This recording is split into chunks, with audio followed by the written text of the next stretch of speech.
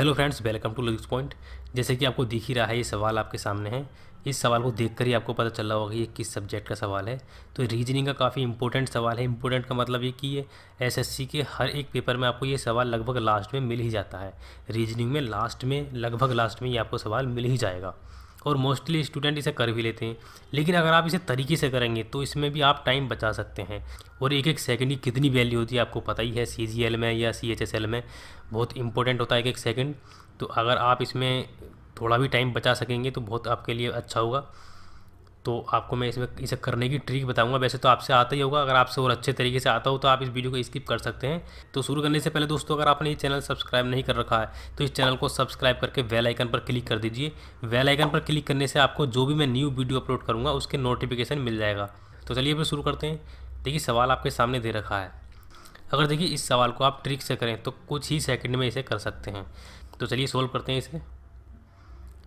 यहाँ देखिए ये पूरा सवाल आपके सामने है।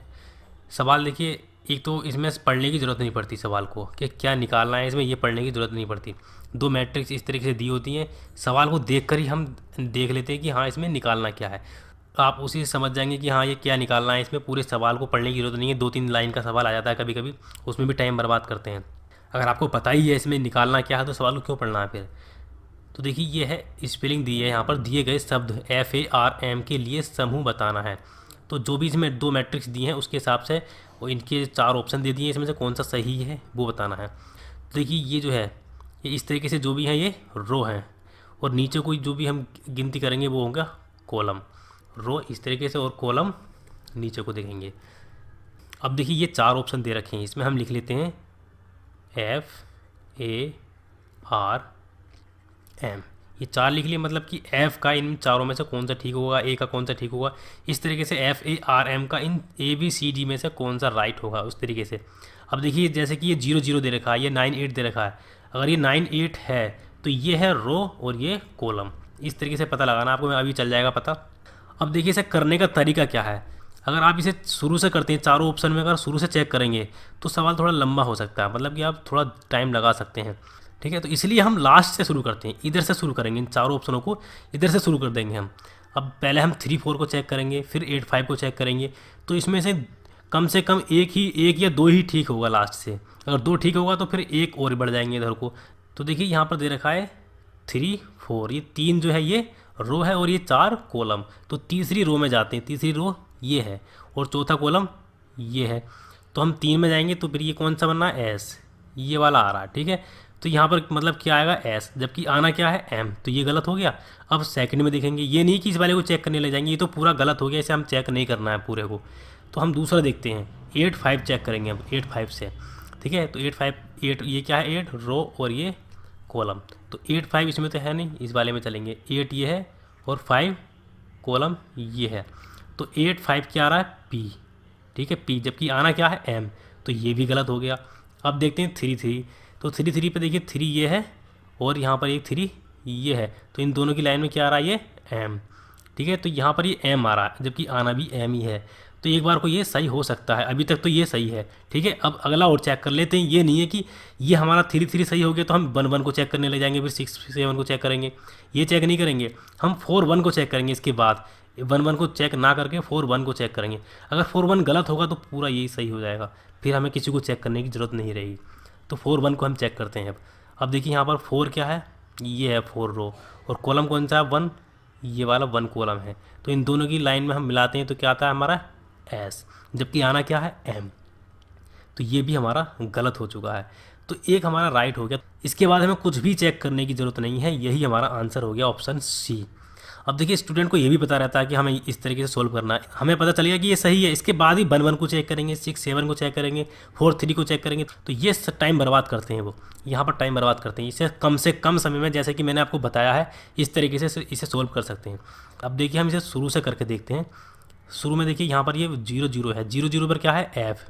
ठीक है, यह है 0-0 पर F, उस क्वेश्चन में भी F दे रखा है 0-0 पर, यहाँ पर देखिए F। ठीक है, अब देखिए 1-2 चेक करेंगे, 1-2 दोनों में क्या है F, तो दोनों में F आ गया, ये दोनों सही हैं। तो ये इस तरीके से शुरू में जो दिया होता है ना बहुत से सवालों में, अगर एक सही होगा, बस 3 गलत होंगे, एक सही होगा, तो हम उसे जल्दी कर सकते हैं। तो शुरू में मोस्टली ऐसे दिया होता है कि कम से कम 2 सही हो जाते हैं, इसलिए आपको लास्ट से करना चाहिए। लास्ट में 1 या 2 ठीक होते हैं, अगर 2 भी ठीक होगा तो हम इस वाली लाइन में बढ़ जाएंगे। अब अगला वाला सवाल इसी तरीके का है, तो इस तरीके का सवाल आपको समझ में आ गया होगा। अब अगला सवाल में क्या होगा कि ये 2 ठीक हो जाएंगे, जैसे कि यहाँ पर 3 3 था, इसी तरीके से यहाँ पर 2 ऑप्शन ठीक हो जाएंगे। तो उसे चेक करते हैं। देखिए अगला सवाल, यहाँ देखिए ये सवाल है, ये मैट्रिक्स 1 मैट्रिक्स 2। अब फिश का चेक करना है, FISH, कौन सा ऑप्शन इसमें से ठीक है। यहाँ पर देखिए आप इसी तरीके से लिख लेंगे, यहाँ पर FISH, ठीक है। इसके बाद देखिए हम वही चेक कर लेंगे पहले की तरह, शुरू से चेक नहीं करेंगे, लास्ट से चेक करेंगे। यहाँ पर देखिए 6 9 है, तो 6 कौन सा है, ये वाला 6 है, ठीक है, और 9 ये वाला है।